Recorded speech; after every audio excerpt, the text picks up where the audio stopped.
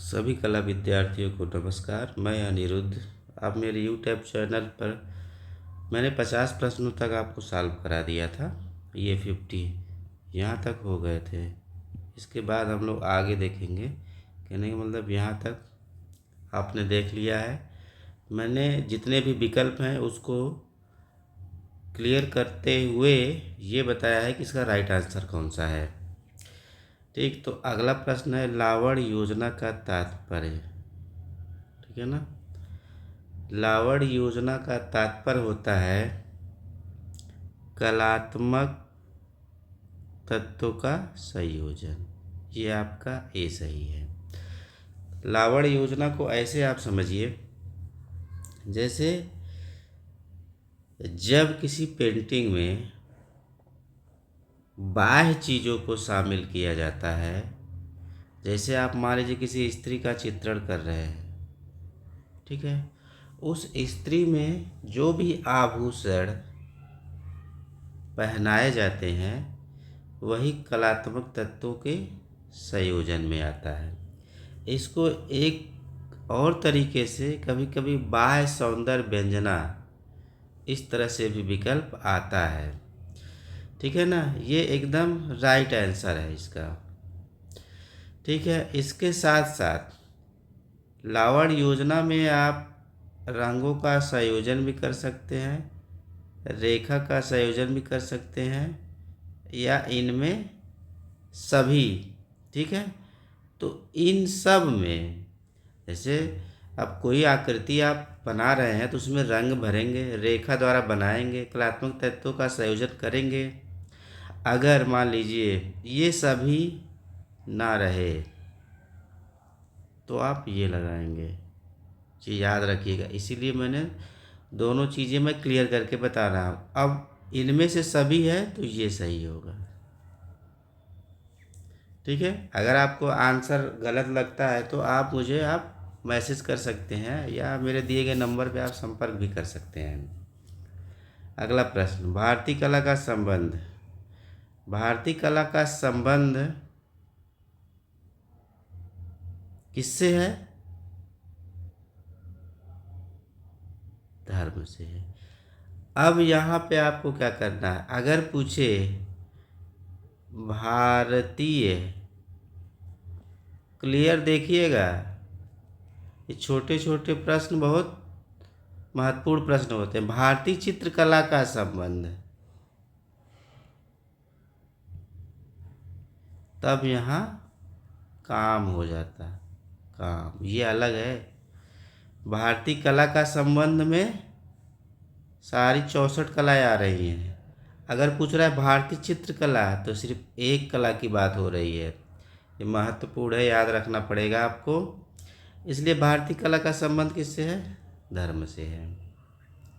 आगे चलते हैं।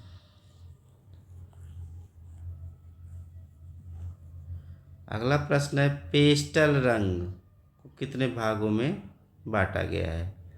पेस्टल रंग को कितने भागों में बांटा गया है? तो पेस्टल रंग को 2 भागों में बांटा जाता है। एक होता है ड्राई पेस्टल,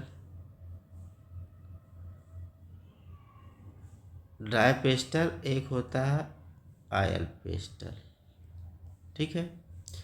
ड्राई पेस्टल से जब चित्र बनाया जाता है तो उसमें जो है बाइंडर के रूप में वो ऐसे परफ्यूम की तरह आता है, उसको लगाया जाता है और उसको कांच में क्या किया जाता है, फ्रेमिंग किया जाता है ड्राई पेस्टल से, क्योंकि ताकि जो शुष्क जो पेस्टल के जो कण है वो आपस में बंधे रहें। इसलिए इसका राइट आंसर 2 होगा। अब देखिए बाटिक पेंटिंग का जन्म कहाँ हुआ है? तो यहाँ सीधे इंडोनेशिया आइएगा, और अगर इंडोनेशिया ना रहे तो भारत का एक राजस्थान राज्य है, वहाँ से आप लगा सकते हैं।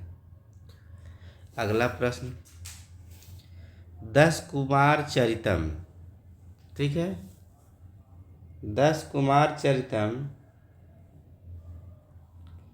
राइटर का नाम बताना है। यहाँ पे अगर कंफ्यूजन हो रहा है तो एकदम क्लियर कर लिया करिए। नाट्यशास्त्र तिलक मंजरी, तिलक मंजरी। बाणभट्ट, बाणभट्ट कृति का नाम बताइए आप लोग, मैं नहीं बताऊंगा। दांडी, दस कुमार चरितम, यानी कि दांडी ने दस कुमार चरितम को लिखा है। दांडी सही होंगे। प्रागैतिहासिक चित्रकला बनाने का उद्देश्य क्या था? देखिए प्रागैतिहासिक चित्रों को बनाने का उद्देश्य क्या था? तो बहुत सारे उद्देश्य थे। सबसे पहला उद्देश्य ये था, उनका ऐसा मानना था कि अगर पेंटिंग बना के हथियार से उस पर वार करके अगर हम शिकार करने जाएंगे तो हमारा आखेट सफल होगा। एक तो आखेट सफल होने के लिए, सफलता पाने के लिए और भय को दूर करने के लिए। कहने का मतलब इनमें से सभी सही होगा। राइट आंसर डी होगा। अब आइए, कर्णवत रेखाएं प्रदर्शित करती हैं। कर्णवत देखिए, अब आप ऐसे समझिए, पूरा इसकी व्याख्या आप देख लीजिए। रेखा दो प्रकार की होती है, एक सरल, दूसरी वक्र। एक ऐसे, एक ऐसे, ठीक है। अब दिशा के हिसाब से रेखा, ठीक है, तीन प्रकार की होती है।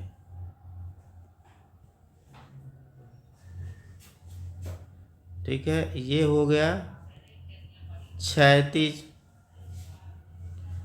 ये लंबवत और ये कर्णवत।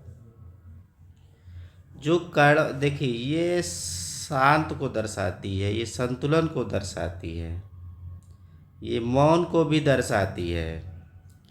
ठीक है, इसमें क्या करना है? कर्णवत रेखा प्रदर्शित करती है उत्तेजना, और जो चीज़ें बढ़ती जाती हैं वो कर्णवत रेखा दर्शाती है। ये याद रखिए। ये तो दो प्रकार के बता दिए, और भी है। चित्रण की दृष्टि से रेखा दो प्रकार की होती है, औपचारिक, अनौपचारिक रेखा। इसलिए अगर रेखा से प्रश्न आता है तो इतने पॉइंट आपको जानने पड़ेंगे। अगला प्रश्न आइए, भारतीय चित्रकला के कितने अंग हैं? तो 6 है। अंग मतलब षडंग, ये याद रखिएगा। प्रमाण के अनुसार प्रमाण के कितने प्रकार बताए गए हैं? प्रमाण के 4, सौंदर्य शास्त्रियों के हिसाब से 5, तो इसलिए ये प्रमाण के कितने प्रकार, ये याद रखिएगा। जल रंग के लिए सबसे उपयुक्त कागज कार्टिज पेपर होता है। हैंडमेड पेपर भी होता है, लेकिन सबसे उपयुक्त कार्टिज पेपर होता है। बॉन्ड पेपर बाइंडिंग के लिए यूज होता है।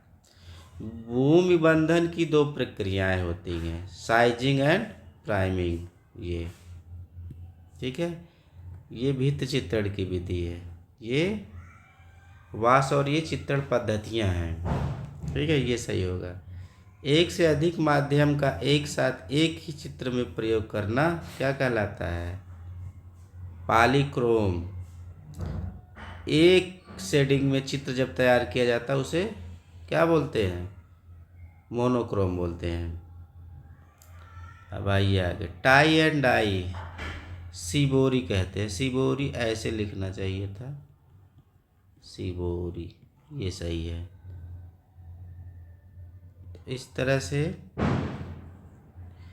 पूरा प्रश्न जब तक डिटेल आप जानेंगे नहीं, और परीक्षा में सबसे बड़ी बात यह है कि आप पेपर को जल्दबाजी में नहीं, ध्यान से पढ़िए, इसके बाद करिए। ठीक है, आगे चलते हैं। पत्थर, हड्डी और लकड़ी के मोटे व भद्दे हथियार बनाए जाते थे। सीधा सीधा क्या होगा?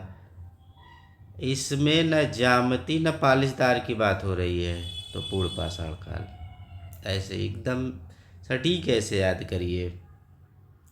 ठीक है। तो ये पूर्व पाषाण काल में पत्थर, हड्डी और लकड़ी के मोटे व भद्दे हथियार बनाए जाते थे। ज्यामितीय आकार मध्य पाषाण काल, पालिशदार हथियार नवपाषाण काल। ब्रह्मसूत्र रेखा मध्य रेखा को कहते हैं। प्रागैतिहासिक कला का अर्थ है ऐतिहासिक काल के पूर्व की काल को प्रागैतिहासिक काल कहा जाता है।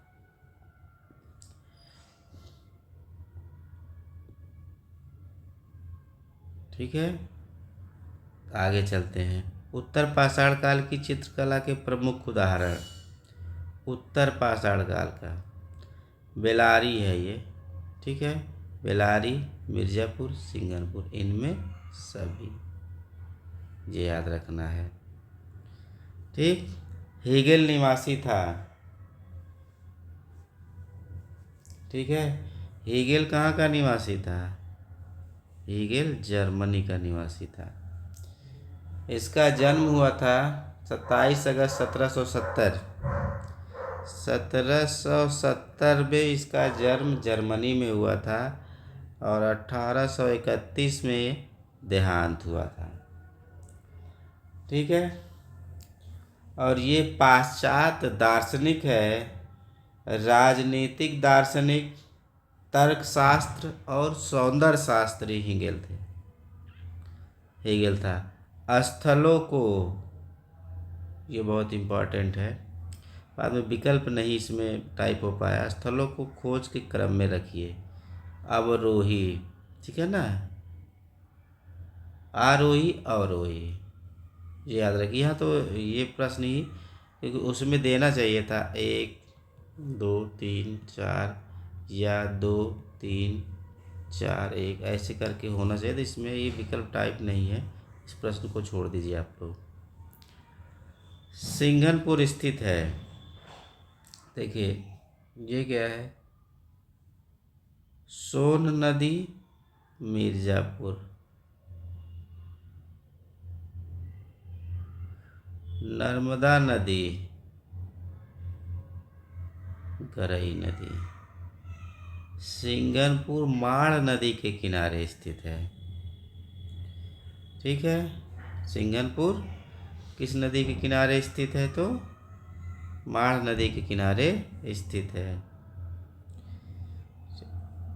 ये कहाँ आ गया?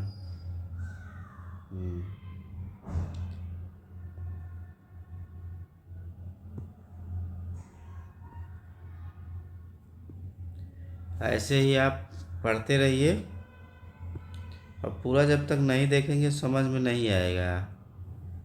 ठीक, ये थोड़ा सा पेज की दिक्कत है, आगे पीछे नहीं हो रहा है। 1 मिनट रुक जाइए।